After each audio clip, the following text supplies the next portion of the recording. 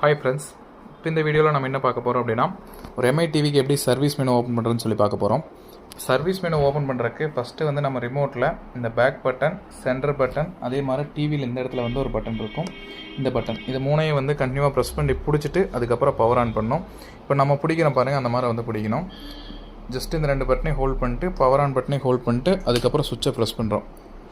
சுவிட்சை ஆன் பண்ணுறோம். சுவிட்சை ஆன் பண்ணோம் அப்படின்னா டிவி வந்து ஆன் ஆயிரும். ஆன் ஆனதுக்கப்புறம் ஒரு ஃபியூ செகண்ட் வெயிட் பண்ணோம் அப்படின்னா நம்மளுக்கு ரெக்கவரி மோட் வந்து ஓப்பன் ஆக ஆரம்பிச்சிடும். இப்போ இந்த மாதிரி ரெக்கவரி மோட் வந்து ஓப்பன் ஆயிரும்.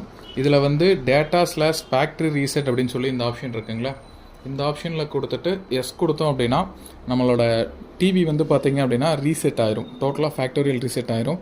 இதுக்கப்புறம் ஜஸ்ட் இந்த இடத்துல இருக்கிற ரீபூட் ஆப்ஷனை கொடுத்தோம் அப்படின்னா டிவி வந்து ரீபூட் ஆகி நம்ம வாங்குறப்ப என்ன செட்டப் வருமோ அது மாதிரி வந்துடும். தேங்க்யூ.